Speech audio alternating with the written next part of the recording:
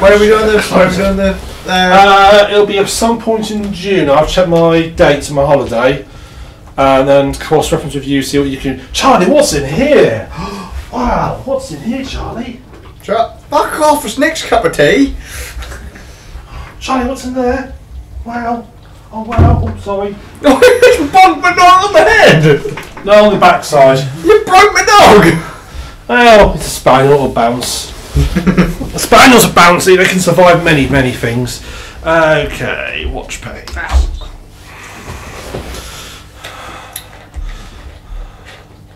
Cup of tea. Charlie, what's in there? Pod dog. Yes, there we go.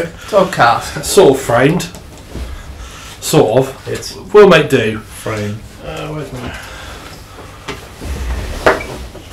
drink? Put this onto airplane mode.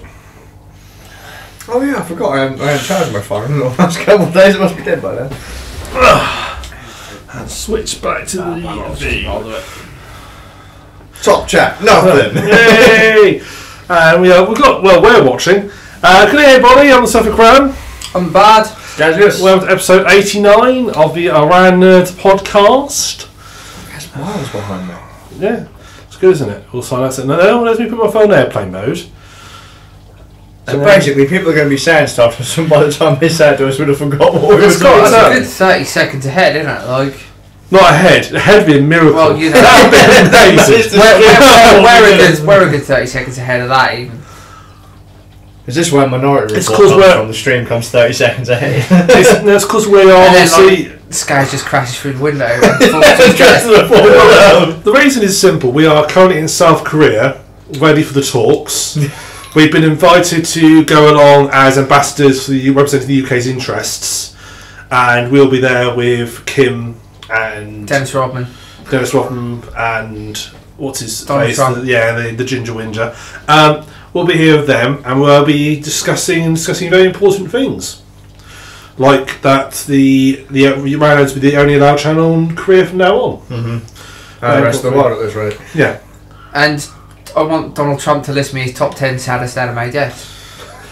Because you know he'll have a list. He'll just be like, yeah. It'll be the best list ever. The most Big list. list. and he'll have great things You know, planned. Donald Trump does anime. He does anime better than anybody. Yeah, anyway. So, starting off with games we've been playing. I think, guys, you've got something joint today. Oh yeah, we have. Yeah. It's great. But. Yeah, well, me and Skazz have been playing Shroud of the Avatar, which is well, it's kind of like an MMO, but we were discussing earlier whether we can officially class it as an MMO.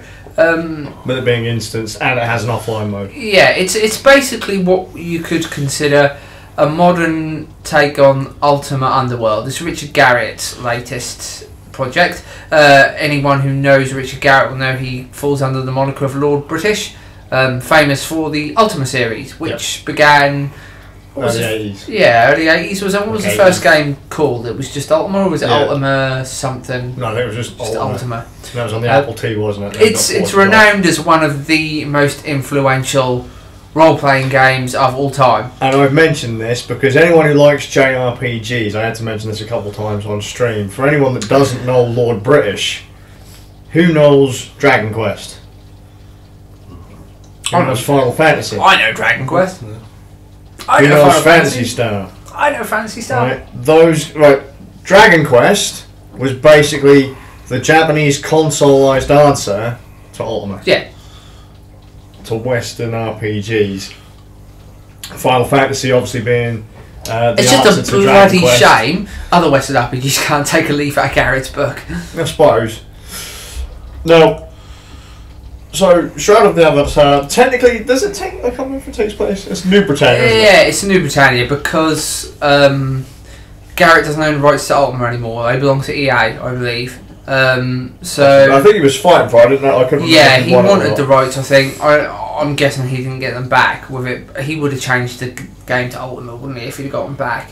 So he's just rolling with Shroud of the Avatar. I don't know if EA tried to make an Ultima game or They ruined the last Ultima games, though, didn't they? EA, by rushing him to do stuff. Oh, I didn't play the later ones. The later one, Ultima 9, I believe the main character is voiced by Leonard Nimoy, Right. which is interesting. I only played it partially. I had like a demo of it. I don't think I ever played the full game. It was strange. I remember that much. It wasn't like the Ultima games before. My favourite of the Ultima games is Ultima 7 because I'm a fanboy and I just follow trends.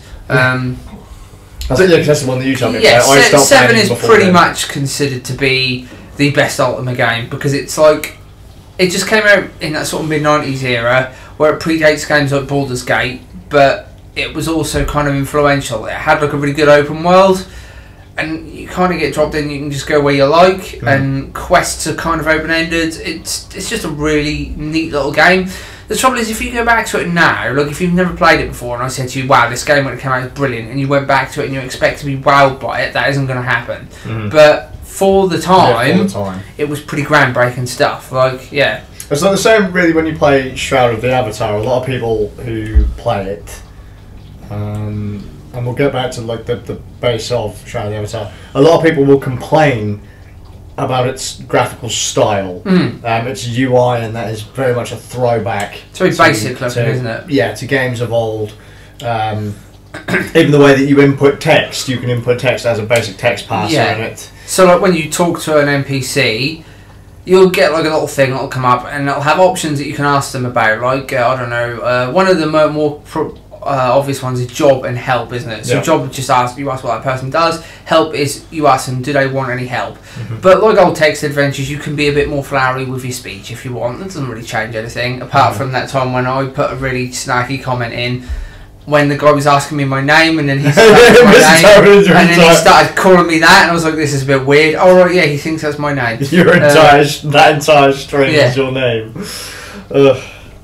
Luckily that didn't stick, otherwise that could have been humorous. Well, possibly only for that character.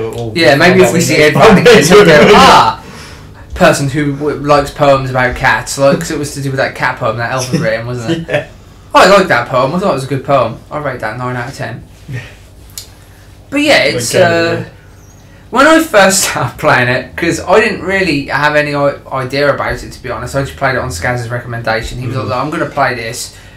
Do you want to play it? And I was like, fuck it, snag me a copy. We'll play it. We'll see how it is. We'll stream it together. And when I started off on mine, I was like, this is shit. Like, this is really bad. The opening scenario, or the opening segment at least, makes it just look like any other generic MMO, doesn't it? But to a degree, the character creation was a bit... It's terrible. But because you didn't have many options. Although I was happy that they had beards. Yeah, you can have a beard. It looks awful though, doesn't it? Oh yeah, for sure. It sticks to your chest. His character basically just looks like Varg Vikernes, like Burzum. So yeah, you're playing as... We reason that he's playing as Burzum and I'm playing as William Regal. My character looks like William Regal. with a swimming cap. With a swimming cap on, because he's a wizard and wizards wear swimming caps.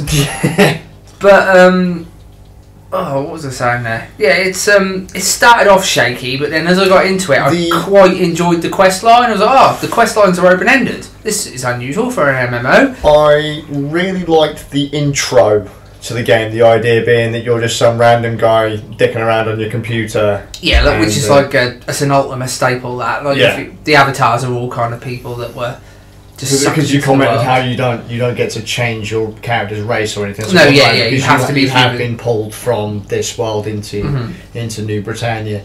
So I mean, I suppose they could have done the whole you're in a VR world now, like or a fantasy world. So you could have like changed. Like, this is your true appearance, you're actually an elf, or you're actually a dwarf, or... Sure. Could have done, but no. Yeah. I sexually identify as a dwarven ranger. That's what you could have done. That's not actually what I sexually identify as, but... I might do, who knows, you know? Be sure. As an obsidian elf. You sexually identify something which you've not specified a gender. Yeah, who knows? Could be anything. It's a dwarven secret. Until it comes down to the time when, you know... Well, dwarf men and women are the same, don't they? That's it. Apparently. So it's the secret up until the time that they have to, you know... They lift their beards.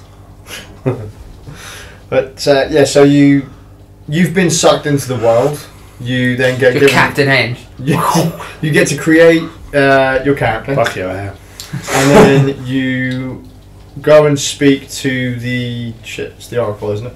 Yes. And then you get given some basic questions, kind of like a little mini kind of personality Yeah, test. like you did in the old Ultima games. But in the old Ultima games, they determined a more wider variation of class, didn't they? Because if you basically get asked questions which are according to your virtue. There's only 3 in this. In the old ones, there were more. Because I remember you could be like a thief, a warrior, a shepherd, wasn't it? One of them. Like the shepherd was like the non-violent route. You could be a pacifist shepherd. I remember. Yeah, shepherd is one of them. I've met many shepherds. They're not all pacifists. Well, you're not a complete pacifist. You have a stick you can bash people with. So That's very accurate. and then like this one only gives you the option to be a mage, a fighter, or a bowman. And it asks us questions. It told me I should be a fighter, and I said, "Fuck it, I'm being a mage." Yeah, well, and it does say that there are no wrong answers in this, and that nothing is really permanent. Yeah. So you could change. In other words, it's whatever you completely bloody pointless. But yeah, should have just said, "Do you want to be a mage, a fighter, or a bowman?" Well, I was kind of happy with the choice anyway, because it said, I ended up going the courage route. Yeah. So I ended up becoming a warrior. I went the Doesn't courage matter, route too, doesn't but it? I picked truth because I wanted to be a wizard. I just thought that any game that has those sort of personality tests, they always, you go through them and then it says, yeah, we think you should be this. No, I want to be a sneaky archer. So there you go. Well, You should be a tank. No, I'm going to be a stealth character. Have you seen that Oblivion meme, like the meme for Elder Scrolls? Someone's taken all the character descriptions from Daggerfall, and has gone like it's given a racial description what they're good at, and then at the end they also make really good stealth archers, and you just put it on every single race. Like, yeah, that kind of sums up Elder Scrolls games, really. But yeah, so yeah, Skazz is rolling a warrior, I'm rolling a wizard. The class you roll also dictates where you start. Yeah, so you start in a different area. So we had to run across the world map to find each other. Which is an overworld map, not a traditional MMO map. It's like Final Fantasy VII's world map. Like, it's an overworld. So you end up, you have just a standard ass overworld map, and then each item on the map becomes its own instance, because each segment of the world is instanced. So just because I pop into the same area, you pop into the same area, or Nick pop into the same area, we won't necessarily see each other. Yeah. We'd have to be in the same when you play it with us, Nick. And you will. Yeah, right. Our fans want to see you stream. No, with us, they don't. Podcast watchers, Nick, we want Nick. No. That'd be really funny if that's like the only comment we get on this video. Nick must play. But he's got to be an archer, so he's got to pick love as his virtue. Why are you laughing? I might have love as a virtue. You don't know. I like sheep. Well, I don't really know if that's considered. That's a bit more fluff about his character than we needed, isn't it? Really? That's all over his I'm character. the shepherd route. Yeah, if you're playing Old Army, you could play a shepherd. That'd definitely work. That'd fit. It's a shame those classes aren't in it, but then, like, I suppose you can do that now. But I mean, even then, all it really dictates is it gives you like starting bonuses and a few things. So if you go the mage route, you get some starting skills with fire. If you are a fighter, I don't know, what did your fighter one I've give got you? a couple of sword and parry abilities. Oh, okay, yeah, and heavy armour, didn't you? You've got a couple of heavy armour ones. And then bowman, I guess you get archer and light armour abilities, I should think. So yeah, it doesn't overly change that much. So it changes just one or two things. So it's not a big deal. It decides your starter area and like your first few stat point ability. So it's nothing too bad. But I mean, the system seems quite fun so far. Fire spells are pretty fun. We were commenting on how they look quite nice. Yeah. Pretty. Graphically, if you ever watch the game in a video or a live stream or something like that, does not do it justice. Even on not quite the lowest setting, but midway through the scale, the lighting effects in that game Really are nice. fucking beautiful. I just want to say hello to our viewer. Hello, viewer. Yeah, lighting effects, beautiful. So when you cast a fire, what I really like about the game, darkness. It actually means something. Yeah. When at night time, you can't see where you're going. We have light spell though, so Skazz didn't know you had light spell. I didn't even bother to look. So- Because one of the NPCs was like, "Oh, you're going to need this to see in the dark." Yeah. He gave me a torch, and I was like, "Oh, okay, cool, fair enough." Didn't even completely ignored the candle on my toolbar. So there you go.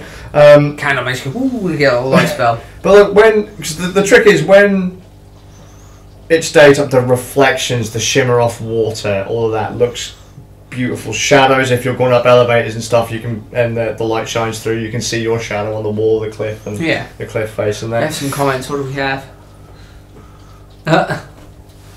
Bubbles the party clown. Good job. Is he one of yours? No. The only clown that we know is from Minority Report, and he used to keep on throwing himself out of the top of a skyscraper. I know a clown IRL. Do you really? Yeah. What does he do? He's a clown. And is that a lifestyle choice? That's his job description. He's a clown. Fellow called Andy the Clown, local clown. He's a pretty cool guy. Have you just revealed his secret identity? Yeah. He's been on telly actually a few times. He was on this morning, I think, with. Was he? What was he doing this morning? With what was it? Philip Schofield and I think he was on there. On the telly? Yeah. And then he was on some news thing. Yeah, he's cool. He's cool. Often murdering someone. Or... So what sort of clown does he do? Does he sort of, just traditional clowning? What, murdering people? Well, yeah, I guess so. Well, one of the things he was on there for is because he was saying like he kind of didn't like how this clown thing was now like they're all evil, and he was just that's like, all bloody creepy. Sorry, Bubbles. Not as creepy as mimes. Mimes just learn the words. I mean, I can't really say much about this considering I terrorised a friend with coulrophobia for years, didn't I? Yeah, that was awesome. I mean, it's a pity Chalky's in here really right now. He'd be loving our viewer. Bless him. Oh yeah, link him to like Kev's things. Kev, like he'll love you. What's his YouTube channel called? called? Brilliant, yeah. Chalky Plays. Well, it used to be. If you type in youtube.com/Chalky Plays or Modkin the Gaming Gnome. There you go. There you go. He loves clowns. That's who that is. He's on my Steam friends. I'm like, who the fuck is that gnome? I remember I had a gnome. Right, that's Chalky, right. Yeah. Other little bits about the game. Oh, we got another comment. Mainly farting. Oh, cool. Good. Cool. Wonderful. Yeah. So, eat more roughage. Fibre. Another thing I like about the game is because it's so unapologetically old school, it doesn't hold your hand at fucking all. It definitely doesn't hold my hand. The map don't even fucking work. No, it doesn't. What I love was when you tried to like jump down this thing to explore and just fall damage is a bitch in that game. Yeah, you die falling like off a sea wall or something. You fall like 6 feet, you've broken both of your legs and the character's dead. It's like, oh shit. I fell off a wall. Now I'm dead. Fell off one step. I tripped and I broke my legs. Dead. It doesn't really tell you where to go, does it? Like even the map doesn't have quest markers on it. It'll tell you roughly where certain things are, certain towns, points of interest, but it won't tell you. I don't know if it's got quest markers on it because I can't see it. You can't see it. I actually had the world map open in a separate window so I could find him. And then, so I used the compass, but that's cool because it's made me feel like old school anyway. Well, the world map doesn't have anything marked on the map anyway. It just has towns and like small points of interest. Yeah. But yeah, also it'll give you a compass. But it won't even come up with a quest marker, like, if you walk past an NPC, it won't even say, that's the NPC you're supposed to go to. The compass will kind of swing around. And you have to ask an NPC their name before you know their name as well, which is kind of cool. They'll just be nondescript NPCs just drifting around the map. You don't realise that might be the NPC you need to talk to until you actually walk up to them. Talk to NPCs rather than just being there as a way to basically hand you quest paperwork. Isn't it great? Mm-hmm. Yeah. It's absolutely amazing the fact that you walk up to them. You can ask them their names, their jobs. I do find it a bit weird that it's not voice acted there, but they stand there moving their mouth like they should be talking. I find that a bit weirdly uncanny. Like a fish. Yeah, especially the elf dude. That Albrecht looks weird as hell when he's talking to you. I'm so, ooh, it's really off-putting. It's strange, but especially when he started Roman saluting and shouting in my face. I'm like, alright, he probably loves his rag when you do. I still kept standing on his table and I kept pinching his candles and turning them off. And well, at least you didn't set fire to his head. You kept trying to burn his head with the torch, didn't you? I did climb on top of his tent as well. And backflip and broke both your legs. And backflip off the top of his tent and broke both your legs. Tailbone falling off a tent. The tutorial area when she jumped off that cliff. I want to go in a pool. First and only death in the tutorial zone was amazing. It is a shame that video didn't save because that was funny.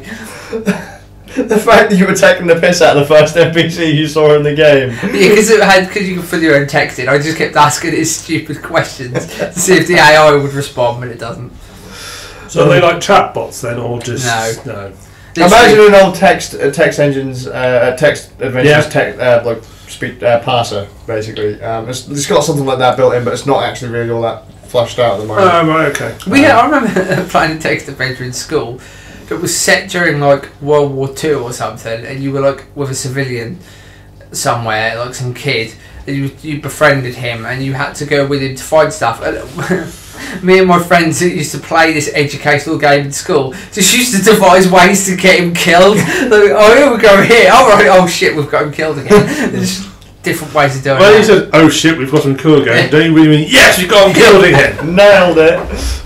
How long did he last this time? 15 seconds. Good times. Shall I go home or explore the unexploded bomb? Yeah. Explore unexploded bomb. Playing the minefield. Let's take this shortcut over this field. You first. Oh. Shall I play Russian roulette with my father's semi-automatic pistol? Oh dear. But yeah, it seems like a cool game. We're going to have to explore it a bit more and play around with levels. It seems pretty open-ended. From what I've read on forums and stuff of people talking about it, you can, if you don't like the way your stats are going, you can redact them and then put different stuff in. So you can look like you're always open to learn more skills and change your character as you see fit. You can basically buy all your skills and then adjust the build as you go. Rather than being locked into what you're playing to begin with, which I think is cool. Yeah. Cool. Awesome. Right, anything else? Music's good. Yeah, it's got nice music. Pretty good. Don't expect it to run very well at this point. It's a bit Still slow. So is it what beta at the moment? Is it all? Well, it's just had its proper release. Yeah, official release just a few days ago, wasn't it? No, it was a couple of weeks ago. All right. No, a month, 2 months ago. But bloody hell, I didn't even know. But it still needs a fair whack of work. If you look down their roadmap, there's lots of graphics work they're going to be doing, redesigns of UI, optimizing things. Is it free or subscription or? It's free. You have to buy the game, but it's free from that point on. Oh right, sort of Guild-esque. It does have a microtransaction store in it, so you can buy. Yeah, you can buy cosmetics from the Shroud of the Avatar website. So like you can buy yourself like limited edition skins or hats or things like that. I could get a different coloured swimming cap. You could do. You can get yourself a top hat. And are they mainly cosmetic things, or are there any sort of like pay to win features in there? Not that I've seen. There is PvP because I'm fine with microtransactions, but I don't like anything where. Well, the trick is the money is actually going to develop the game. They actually say that on the website that the money you give, a fraction of it is going on. It's not going to fly Richard Garriott to Mars. Can you just like do they have any other sort of means of getting the money? Can you just like donate or? You can go to, so they do monthly live streams, and you can tip things there too, because they do like a funds drive every month or so, and then that's where they kind of show off new features and announce bits and bobs, and players can come in and jump in with the GMs and dick around and stuff like that. So something you say it's worth people getting to now, or waiting like if it wants to get a little bit more developed? I know, I'd say get it now. Yeah, I don't see why not. It works perfectly fine. It's functional. We had fun with it, haven't we? So yeah, for sure. It's like I say, the worst part is really that just unless you've got a pretty beefy PC, you should be all right, Ram, because you've got the more powerful machine out of the three of us. It does require a pretty meaty machine if you want to play it on the higher settings. That said, even when it's running at say 25 FPS, it doesn't feel sluggish at all. Oh, good. I don't know if maybe the frame rate counter is broken, because it's just not. It doesn't feel as low as my frame rate counter says. I find like mine runs in sort of like 30 FPS around that kind of. Yeah.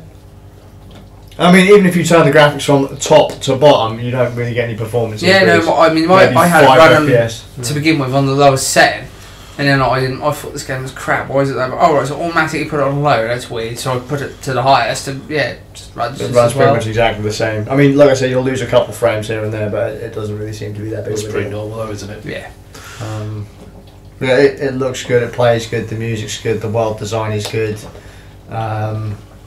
Quests, I think, are really interesting. The fact that the game doesn't hold my hand everywhere It's a little open-ended as well, isn't it? You get choice in what you want to do. You're not locked well, into... it gives you multiple choice systems, doesn't it? Although I would say that the choices are a bit flaky. Basic, yeah. But you know, when you because they said that no real thing has consequence in the game. I did a quest where I had a chance to basically knock someone off of his fucking pedestal. Yeah. And I didn't. And I expected one of the characters that wanted me to give that character the push to really be pissed with me. Went back to go talk to her, she didn't really seem to notice. Yeah. So, but no, it's neat. It does make you think sometimes. It kind of, well, it really does, because if you don't know how to fucking navigate the world, you're lost in 30 seconds flat. It's weird. It's good though. It's weird in a good way. Because it's taken me so far out of my comfort zone, because playing so many modern games, I expect them when I try and go over, say this way, to go no, come over here, go talk to this person over here. This is where the interesting stuff happens. This game's like, yeah, right. The quest is somewhere in this area. Dum, go. you might want to talk to this dude, maybe if you can find him. Yeah, right. You want to go and talk to someone named. However, I'm not going to tell you where he is or what he looks like.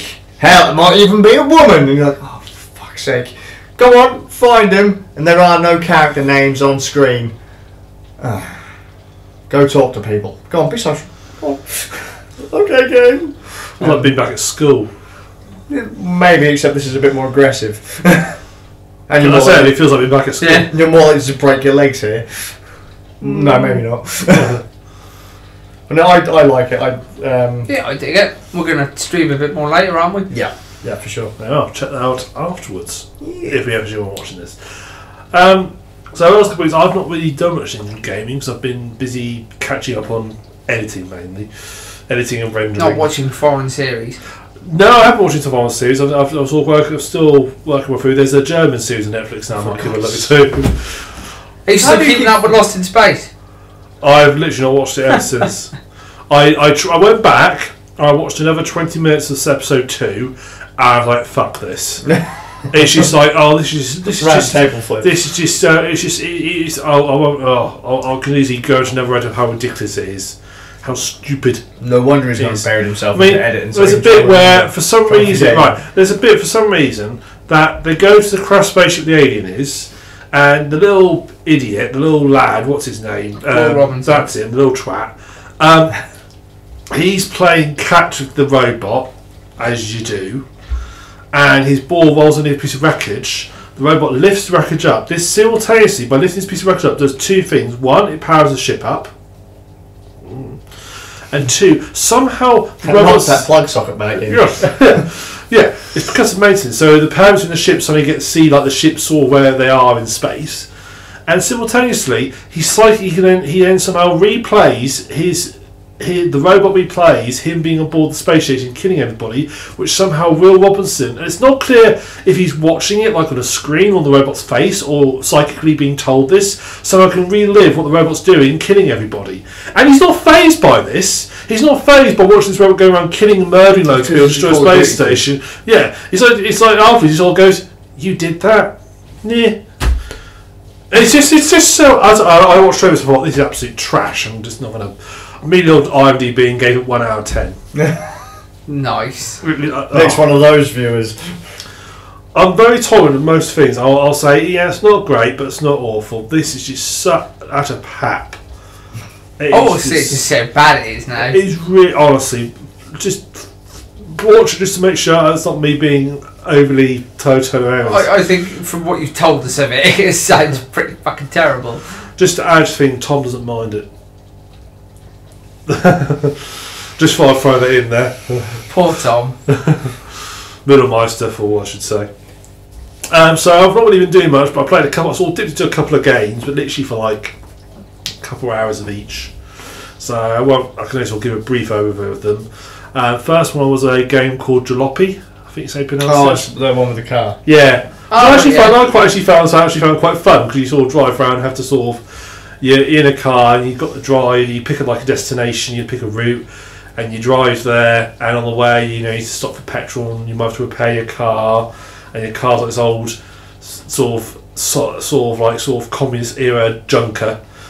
Alright. And so it's constantly sort of like on the verge of falling apart. Sometimes you have to turn the ignition key like half a dozen times to get it to start.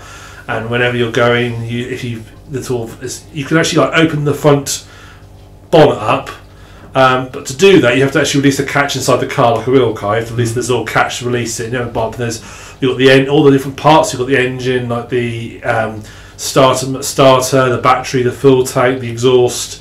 Air manifold stuff, they're all in there, so you can actually pull them out and replace them, put them in, and they all have like different conditions, and so you have to sort of it's a neat idea. It's actually quite fun. It's procedurally generated worlds. I mean, it's very basic graphics. I mean, it's sort of like my first Unity game graphics, but it's quite neat. It's quite sort of nice going sort of road trip, and you can like upgrade change your tyres. And you're with your uncle, and you just want to road trip with your uncle, and he'll sort of say, "Oh, where shall we go?" And you go there and get to the. Doesn't make a twist when you get there. He's like, right, pop the boot open, grab a shovel. Like, no, just do that. What? Well, it has got a boot sorting mini game because you have to put stuff in your boot. But if you don't put it in the right order, you won't properly store it, which is actually quite irritating because I sit there and look at the boot thinking, I can fit this water bottle in there. I can see I can fit the water bottle in there. But you won't let me put it all in there because for some reason this exhaust is taking up the entire boot this space. dead body means that it won't fit in. Yeah, It's like, there's no dead bodies in it. I'm not sure quite what the. I think it's just driving. see, well, maybe that's something that the developers should consider. If you put dead bodies in it might be a bit more interesting. Yeah. You escape from the law. But it does somehow capture the idea of going on a long journey because you get there and you stop and you go to the hotel and you spend the night. You could go wander around the town if you want and. Or see the sights, which is this really blocky town. They have blocks. I'll be honest with you, Nick, that sounds crap. I've seen people play it. It's actually quite interesting. Really? It is. It's like it tweaks the Euro Truck Simulator vibe in me. Oh, okay. That's what it tweaks, and it is. It's not bad. I mean, it was a free Humble Bundle game. Oh, you can't complain if it's free. Yeah, so I can because it's fucking humble. Yeah. At least I ain't fucking gone home, so you're alright. I've only got one room to walk around. Yeah, so it's alright. It's not too bad. The other game I'm playing is This Is the Police. I've got that. That's wicked. Yeah, I have played it now. I've sort of done the third. I've basically died now. That's a good game. Now. Yeah. So yeah. Do you know the little thing about who the guy is that you're playing as? No. It's Duke Nukem. Right. Okay. Duke Nukem's voice actor. I can't think of the guy's name now. But yeah, when you hear it, but you're not. So it's the same voice actor, but you're not actually playing Duke Nukem. You're not actually playing Duke Nukem. Well, no, he's Duke no. To be honest, when you said you're playing Duke Nukem, I thought, really? That's a twist and a half. That's a twist and a half. The game. Didn't know Duke Nukem was a 6-year-old ex-police chief warden. Jacked up on steroids. Yeah. Down the door. Yeah, I thought it explains a few things. It's the voice actor. It explains why the game starts with you in a strip club. I think that is actually the reason, to be honest. Because he is the guy doing the voices when they did it. But it's a cool game. I like This Is the Police. I haven't played this. I got it at launch. I haven't played it for ages, so I might go back to that. It's sort of like semi-like. I don't know how you describe it. It's not like a roguelike. It's like where you have it has the roguelike element, doesn't it? It's almost like if you mix very basic point-and-click adventure aspects with a roguelike. With sort of very light simulation. It's not even point-and-click adventure because it's just it's like what's those games where basically you just get text and you pick responses and so forth. Like a visual novel. Yeah, it's like that combined with a strategy. Yeah, you've got a sort of strategy thing, and then you get stuff happen I don't know. For example, you might get you've got too many Mexican police officers. We don't like you having Mexicans in the police force because we're racist. Get rid of them. And then you're was the first thing that happened to me. Yeah, they say fire your black police officers. I'm like, fuck you, I'm fine. You racist. That could be one of your higher ups or someone demanding that. So you have to choose: do I make the moral choice of go? Well, no, I'm keeping the police at the best. So long as the policeman's doing their job, I don't care what colour they are. Or you can buckle to pressure, and then sometimes. In order to keep someone sweet, you might have to buckle to pressure. So you get to the points where the game makes you make really horrible decisions you don't really want to make, and it makes you uncomfortable. It's quite good at that. Like I found. So basically, it starts off with you start off with you going to after the strip club. You have a press conference. Basically, it's announced that you are retiring. You're going to be retiring in 180 days, and those are like sort of the levels, as it were, of the game. Yeah. And then what follows on is basically it sort of lays foundation of this sort of the city where it's sort of half controlled by the Mafia. Your second in command is basically been corrupted and defeats them, and quite early on he comes to you and basically says he's been caught out, but nothing's been proven, but he has to retire and leave, and basically comes and says to you, right, I've got to go, but I need to like name a successor, and if you don't take it on, then they'll just kill me. Yeah. And I thought, mate, you do this to yourself. Screw you. Isn't the hitch something to do with, like, I can't remember, his family will get, like, it did as well? They got killed, they all got killed. And that's I got sent a photograph. Yeah, nice. Did Nick feel guilty? Because I remember playing through the game, I think I made the decision to help him, and I think the thing that swayed me in his decision to help him is, right, well, his wife and kids don't deserve that, it's his fault, you know, like, so I was like, oh, okay, like, you know. I just like his attitude. Yeah, he was a total douchebag. I don't know, he came to me, basically sort of like said to me, oh, you've got to do it. He didn't come say that I really need your help. He just like, no, you've got to. You've told him you're going to do it. I just imagine Nick basically telling him to fuck off, taking the new guy on, then pulling a fucking gun and putting a bullet in the guy's head. The whole time you're doing this, you're going contact. You then, whatever happens, you get contacted by the sort of Mafia boss, and he sort of basically tells you that you are going to work for him, and it basically how it ties into the actual sort of strategy side of the game. So you get a picture of the city. And every so often, and it's like a day, and it's very every day. A day takes like about a minute, 2 minutes to go past. And basically, as you sit there and watching it, every so often, like this little speech bubble will appear, and they're colour coded, and that'll be like a crime.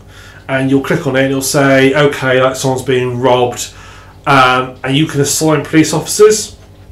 And you assign police officers, they go, and if you assign the right sort of group of police officers, they'll succeed, catch the criminal, and basically so forth, and they'll get more. They get experience. They call it professionalism. If any of you are like familiar with Batman comic books and such, it plays out very much like the Jim Gordon Falcone dynamic. Like Falcone is like the mafia boss that controls Gotham City, or most of the underworld elements, before the Joker kind of comes along and screws everything up. And Gordon's like the one kind of important uncorrupted policeman trying to keep the law in line. It's got that kind of dynamic to it. So you'll be beginning the way it ties in with what's going on. You'll be saying, okay, at 22:08, this crime's going to go happen. Don't respond to it. Yeah. I always responded. Yeah, I did too. That didn't work for after about 10 days. It didn't go well. Yeah, you kind of have to be a bit strategic, don't you? I don't think I responded to all of them. I think I thought, right, I'll let certain crimes that are minor go, and I'll come down on the harder ones, so I can really sort of hit him hard without getting too much problem off him. Yeah. And certain crimes, so different crimes will be that. It's hard, isn't it? It's a really hard game. It's different crimes will be given amount. So you'll be able to you'll give a limit amount how many police. Some you'll be assigned like 2, 3, 4, 5. And police officers they have stats, but they're very low key stats. Yeah. They basically their main one is professionalism. And it's basically just a stat of how professional they are. 150 is good average. Anything below 150, they're not sort of, they might be a bit more slackers, they might not really, can't be asked. They're basically just there for the paycheck. I started, I don't know if it's I'm assuming it's all randomly generated. I started with one police officer had 15. So he didn't even turn up then? She's like this old lady. She should be working as like a sort of a school lollipop lady, not really as a police officer. Say she's the school dinner lady. But what you can do is, what you end up doing is like you'll send like your really experienced, high professional police officer out with them. Yeah. So that they basically, because they're experienced, they'll more like succeed at the task, and then they'll then knock up the shit ones. The shit one as well, because they'll all go by gets positive. But if they do badly at a task, they lose professionalism. So it's a risk reward. You can also give people promotions and so forth, like stripes. Do you get little things like to attach you to a police officer from what I remember, like, I don't know, it's his last day on the job and then he gets shot kind of thing, like you get little sort of story bits about him. You do, and they'll tell you if he's like one of my I had one really shit police officer, and I got a call from someone said he wanted like help as for a doorman because their doorman was gone off ill. So I sent the really shit police officer, and because I wanted to sack him really because he was shit. And he got there and he come back saying, "Boss, this guy paid better, and you're going to leave for him." I thought, result. I've got rid of my shit police officer. Brilliant. Yeah. So and you can recruit, and you have police you also have detectives. So sometimes you won't have a crime. We like to crime where you have been investigated, and you'll sign a lead detective and some other detectives with them.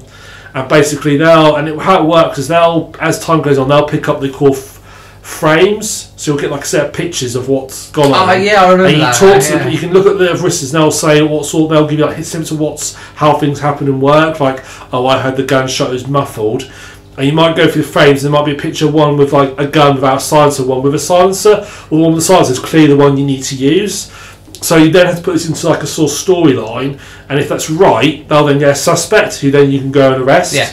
So that's quite neat. Yeah, I quite like that. Yeah, and some crimes, like there's these gangs, and you have to like work your way up. So you have to start with like the lower end people, then you sort of follow them, and you find like the next level up, and gradually you can arrest them, or you can like sort of keep them as informants and work your way up to the top.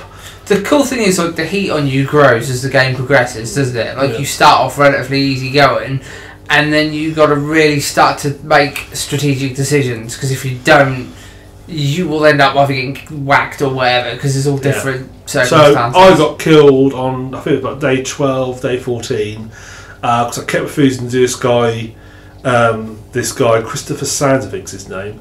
I kept refusing to basically do his requests. I kept arresting all his people when they were like doing things, and I kept finding threatening things after my front garden, and then just cuts to a cutscene of my police sitting at his table one morning eating breakfast, and there's just these 2 gunshots and he's shot dead. Yeah. And that was my game over. So yeah, because you kind of get like his storyline's pretty cool. He's quite a cool guy, the guy you're playing as. Like, he's just an old officer that's I did find early on there's a lot of story early on right at the start. It throws a lot at you, so like between each, it's split into days, so a bit of story then you do the day bit.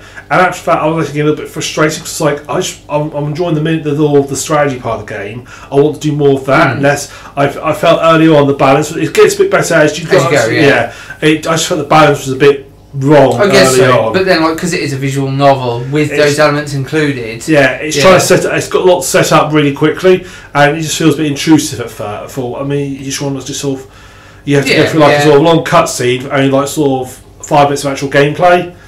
I mean, it's neat. I think I enjoyed it. Yeah, I liked it. I got it like near its release date, and I think it got like a little sale near its release date. It got a bit knocked off. So I grabbed it and ended up really liking it, Yeah. Have you actually managed to make all 180 days? No. I looked, and so I thought this game's not going to take me very long. I'll go through these days quite quickly. I looked on how long to beat, and on average, people are taking 18 hours. To complete it. That gives you an idea of obviously how. Yeah, I haven't finished it. I know I definitely haven't finished it. It's one of those games I started and then like stopped playing because I got something else and then never went back to. So it actually gives me a reason to go back to it and actually sit it through. What's nice is when you do fail and you do get killed, it deletes your save. Yeah.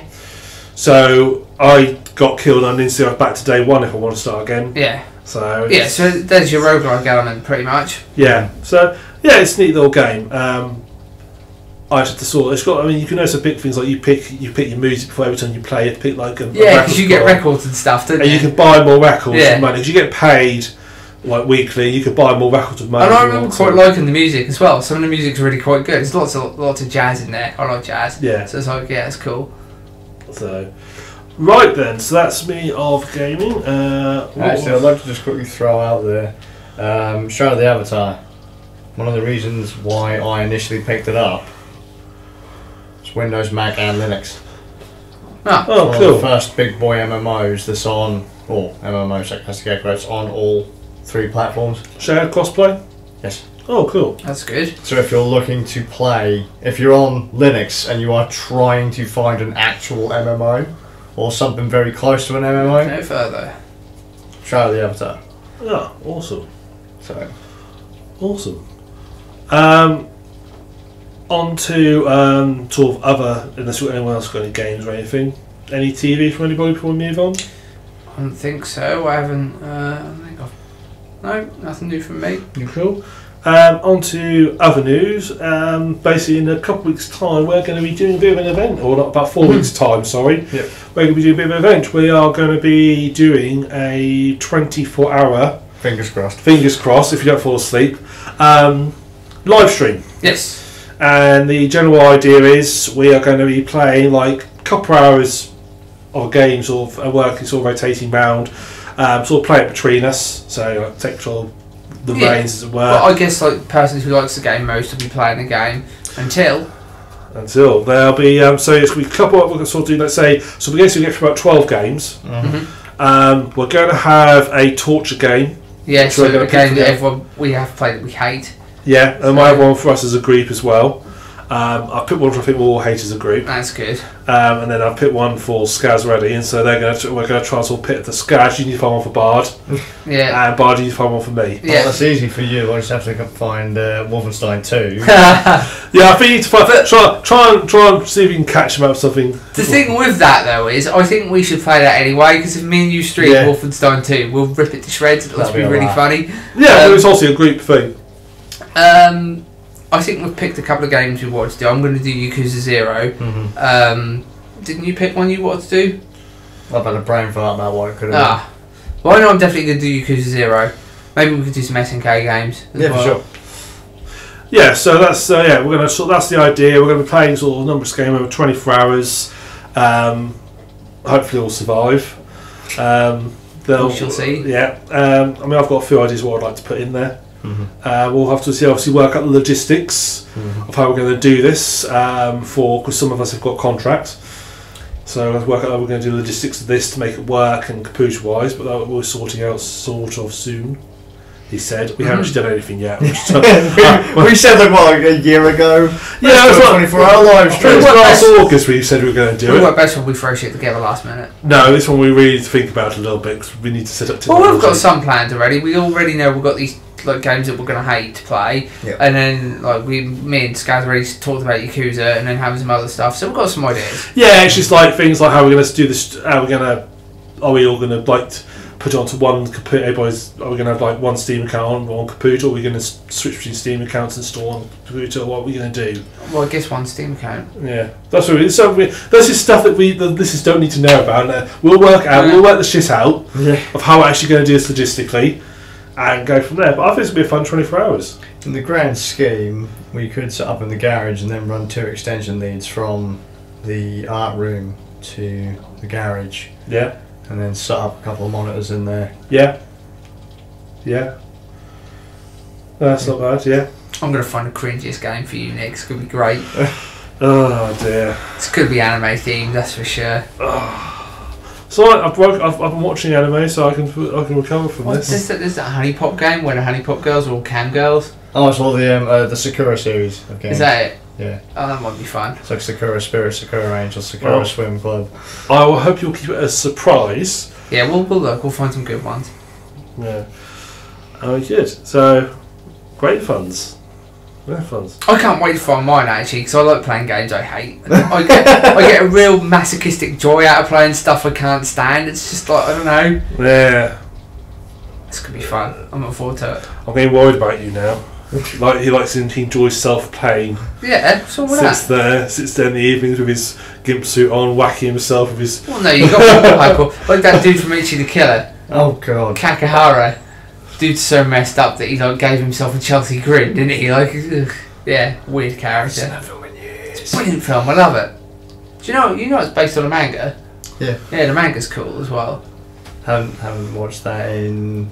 Oh, we should get Nick to watch that. Nick would love it. No. I haven't watched that in like what 16 years. Must have been a while. I used to have it on DVD. Yeah. To give you like an idea of what Ichi the Killer is like, the intro sequence, he's whacking off in some dude's garden, watching him beat the shit out of his wife through a window, and the actual title of the film is formed in the jizz that he leaves in the plant pot, and he's just like, what? Who directs it? It's so one of the. Just imagine the person who had to sit there and actually animate that bit. Well, no, it's animated. It's live action. Oh, I thought it was based on the manga. No. There's an anime version of it, but there's a live action film based on the manga. The live action film's really good. See, I just had a sudden realisation today. I was just thinking of Far Cry 5 because I often. He dreams about Far Cry. Remember, because in Far Cry 5, one of the things that you do is the bulls and the cows get it on.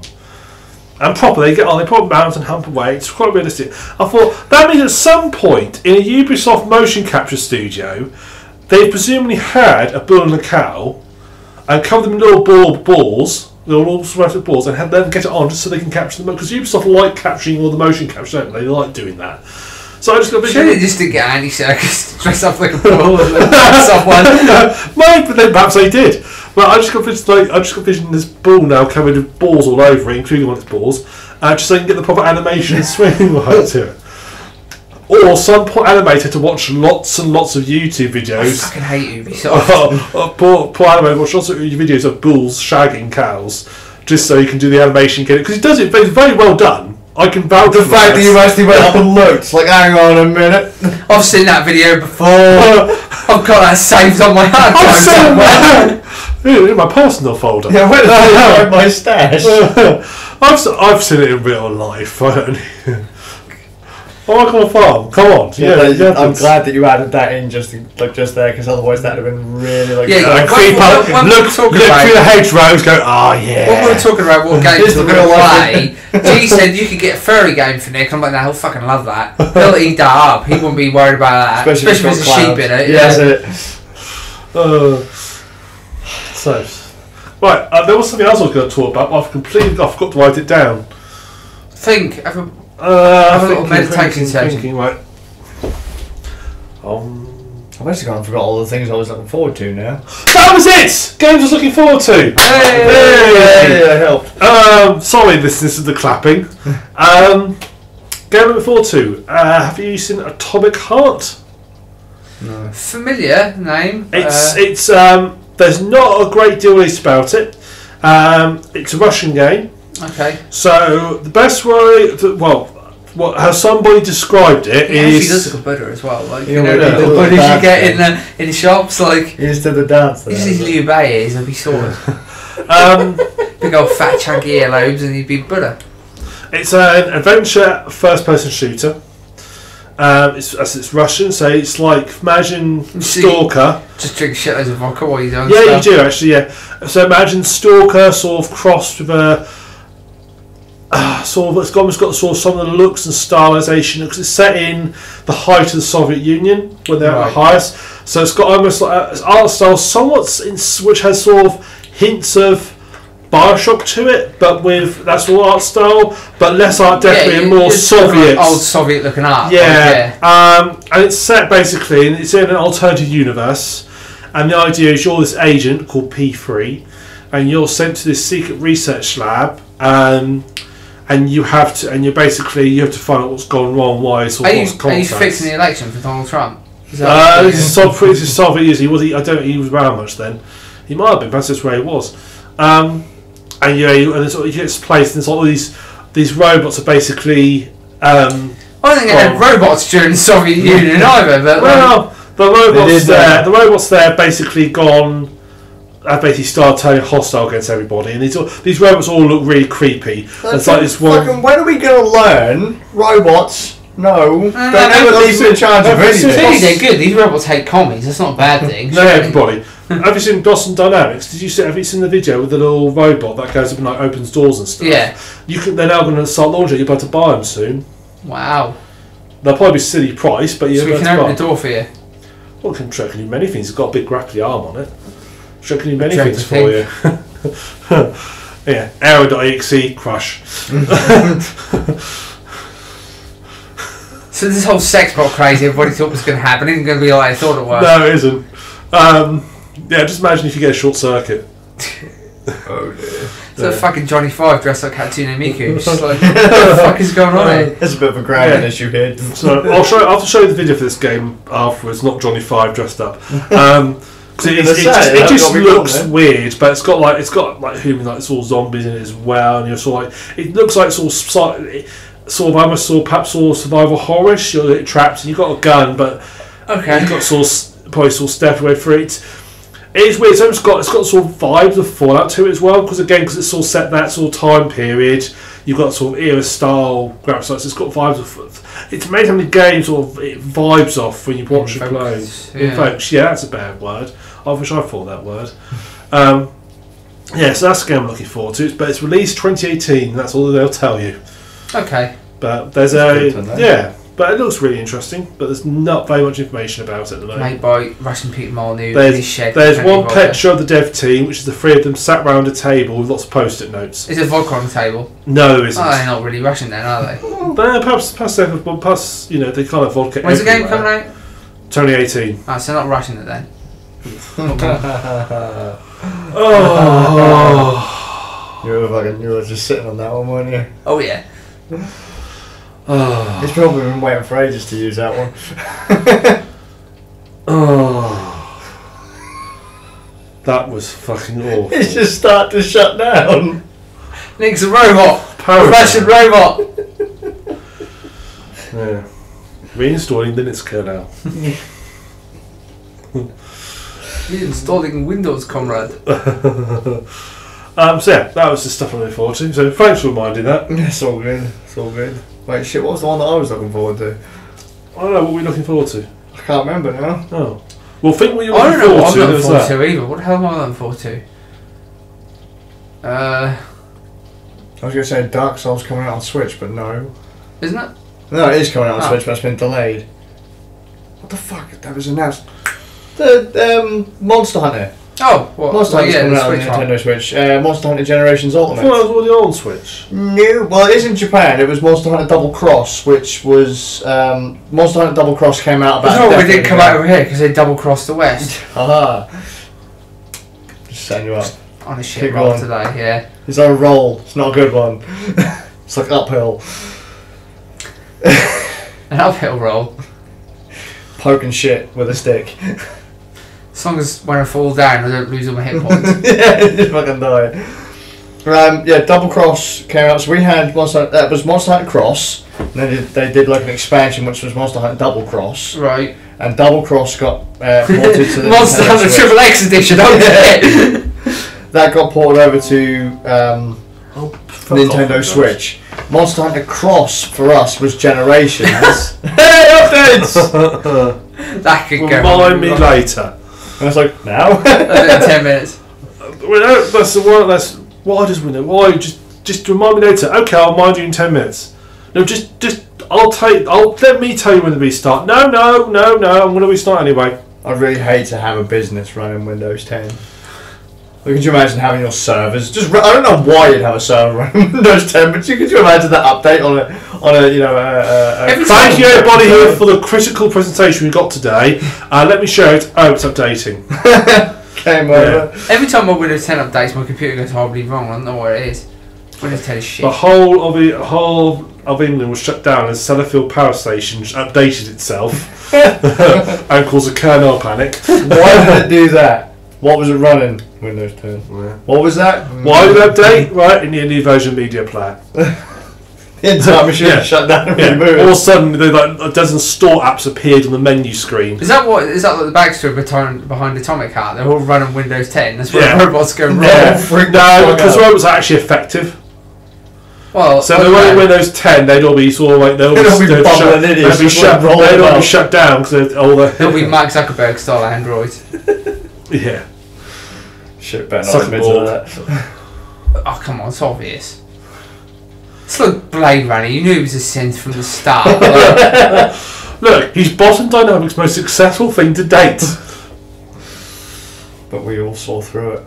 He's more like one of the what do you call it? Donald Trump the front. I always thought the jokes about Mars Over was a bit oversaid. Then I actually saw Watch the guy, yeah. Wow. I was like, wow, they're not joking. He really does look like an android.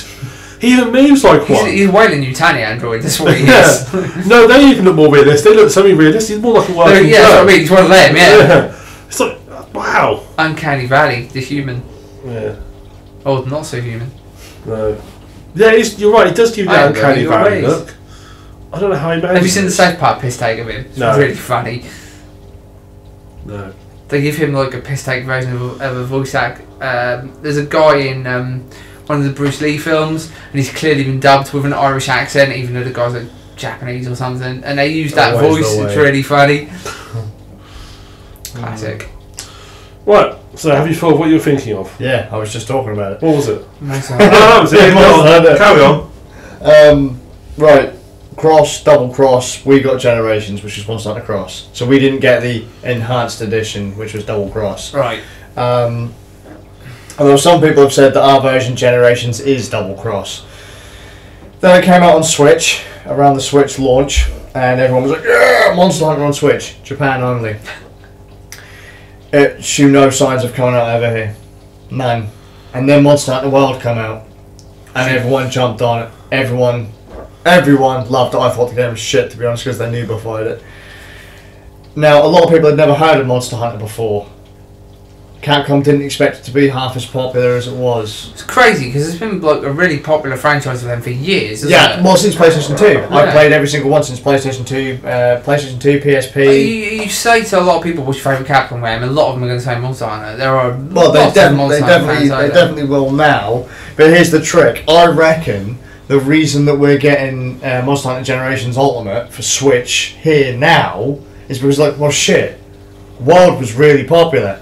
Let's capitalise on this. We've already got it on the back burner. Let's just finish the translation. I mean, I'm surprised because the 3DS games do really well over here. Yes. But still, most people haven't. Because you've got to think, average Joe, or like the common ass gamer, really only plays PlayStation, Xbox.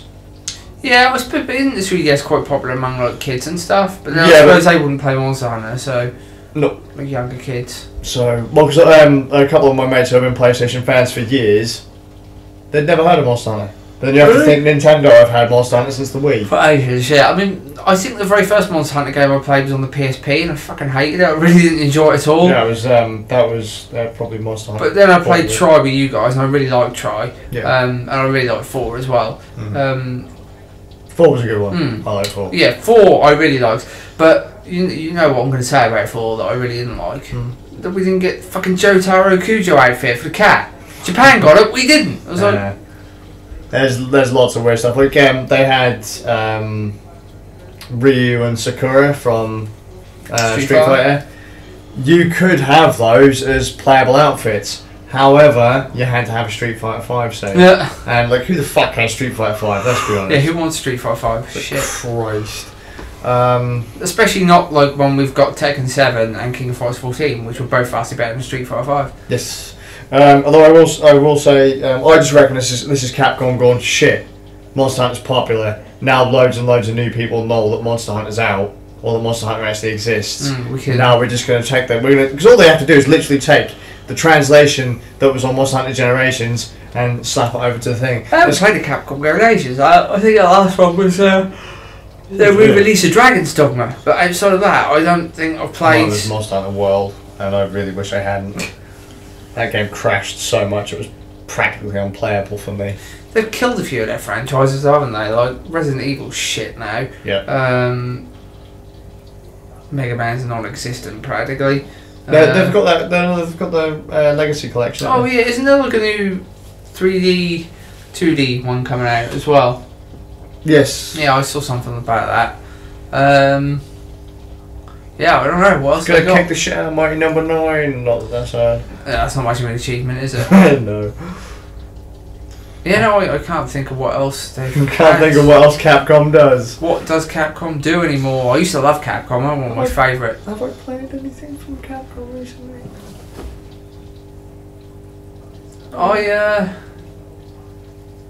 No, I had a couple of good 3DS Capcom games. Phoenix Wright, their last Phoenix Wright game was really good. I really enjoyed that. That reminds me I need to play Root Lair, which is kind of Phoenix Wright for adults. Oh, okay. What are you trying to say about Phoenix Wright? Well, it's for kids. Yeah. It's all fine and well, but I only played the first one or two. Oh man, Phoenix Wright's great. I love Phoenix Wright. Played them all. Brilliant. I like the ones where you're Edgeworth best. We didn't get the best one. I had to play that on a translated ROM. It was the only way I could play it. But it's the best one, I think, personally. It's the best Phoenix Wright game. Best Ace Attorney game. I haven't played any of the Edgeworth ones. Oh, the Edgeworth ones are good because they're more like point and clicks. Alright. Like you actually control Edgeworth, move him around and stuff. Cool. They're the best ones. Plus, I like Edgeworth and Gumshoe together, like they're more fun than a lot of the other mixes because Gumshoe's just an idiot and Edgeworth is just like so up his own arse he can't see straight ahead of himself. So yeah, they're quite fun games. Enjoy them.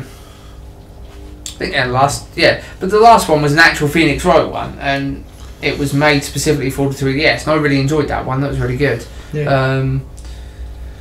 I don't know. I don't know the Capcom games I've already played since then. I've been trying to think of the games I've played over the last month. I'm sure I've played like a game from one of the big publishing companies that I actually kind of enjoyed. I was like, well, fucking hell, I haven't played one of these in a while. But for like, I can't remember what the fuck it was. One of the only publishers that I like that still releases games that I like is Sega, funnily enough. Like what? Well, other than Yakuza. That's a big obvious That's one. it, like just Yakuza. But like Valkyria Chronicles was good. Yeah. I haven't played the new Valkyria game, but I hear it's not as good. Total Wars? Total Wars? Yeah, because they're Sega games now, theoretically, aren't they? Alien Isolation's a Sega game. Yeah. I do have to admit, I really want to play the new Total War, the Britannia one, just because I like. That's one of my favourite areas in British history. You know, Alfred the Great, fucking fantastic. That looks, and I'm really glad that there's actually a game about Alfred the Great. Because like all everyone ever knows about Alfred the Great, you mention his name, you go, he's the one that burned the cakes in it. It's like, he's the one that kicked the shit out of the Vikings. Come on, like. But yeah, so that should be pretty cool. Are we going to be putting this on your list for the 24-hour stream? If we can get it, yeah, that'd be quite cool. I need to get on to play Warhammer 2. I'm not actually very good at Total War games though. I've got. I'm not great at them. To be I've got Shogun 2. I really like it, but I'm crap at it. Well, have you got the Warhammer Total War ones? Yes. They're supposed to be really, really good. They are really, really good. I've got the I've only got the base version of the first one.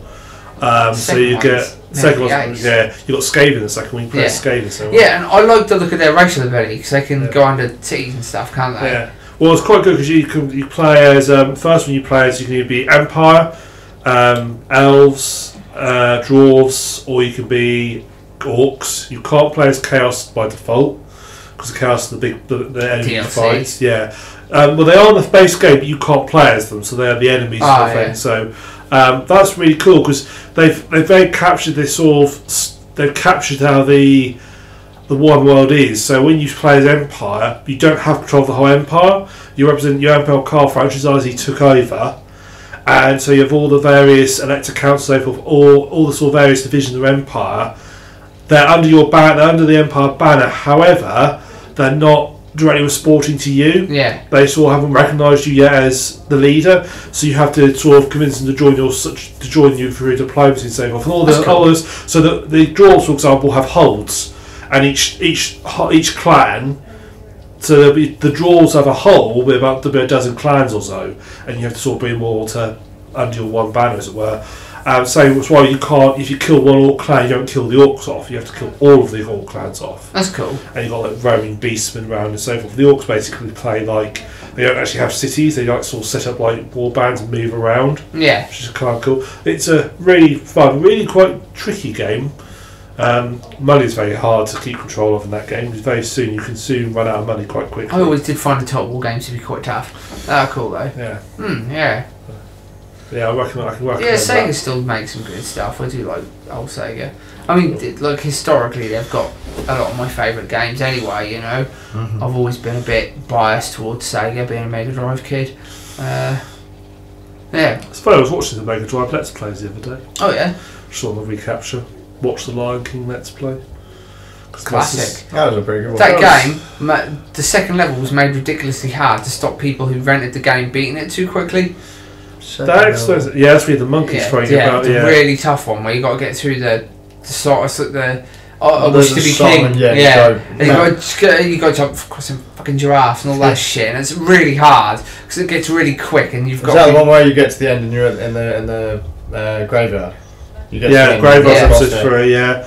And then after Graveyard, it's the Stampede, where your father gets killed. Because back then, Shiny Entertainment were making Disney games, and they were all really good. So you had The Lion King, Aladdin, and Aladdin had actual Disney animators work on a game. So even though it's a Mega Drive game, Aladdin was beautiful. It looks amazing. Even though it looks really clear. I mean, I was watching. It's one of the games we had when we were kids. We never ever got very far through. Yeah. And we were really, that game's easy. Oh, we were shit. I was very young when I had a Mega Drive. So Can I just throw out one memory of Aladdin? I actually remember finishing that. I'd gone into hospital for surgery and I actually played it in hospital. Alright. Because they had it in the recovery room, they had a console you could play on, so I played it and finished it whilst I was in hospital. that's in cool. recovery. my sister finished Aladdin. I know what it was. That was a fun game. I really enjoyed it. Yeah, it's a cool game. Some imaginative levels. I like when you go into Genie's world, when you go into the lamp and then you have to go through the Genie level. That was really cool. But yeah, Disney animators worked on it, and that's why it looks so good. Yeah. And Shiny were good at that anyway, because if you remember Earthworm Jim, was Yeah, damn for good sure. for a... That was a good game. Yeah. Well, I'm trying to think what other Disney games they made now. There were some pretty good ones back in the day. I saw that Hercules one on PlayStation, that was good. I never played them. I've got it. I've never played it though. Oh, it's good. It's really fun. Like I might have played the very intro start of it. But Yeah. never really. Yeah, it's cool sort of game, that. Right, anything else from anybody? No. No, I Cool. forgot. Awesome. Well, then we'll draw this podcast to a close. So very much for Okay. watching. Yeah, thank you The guys. SuffolkRam. Bard. Skazz. And we look forward to you on a fortnight where we'll actually have hopefully some more fixed information about what we're doing for the live for stream. sure. We'll have to figure something out. Yeah, we'll have to. So until then, see you guys later. Ciao for now. Yeah. Ciao.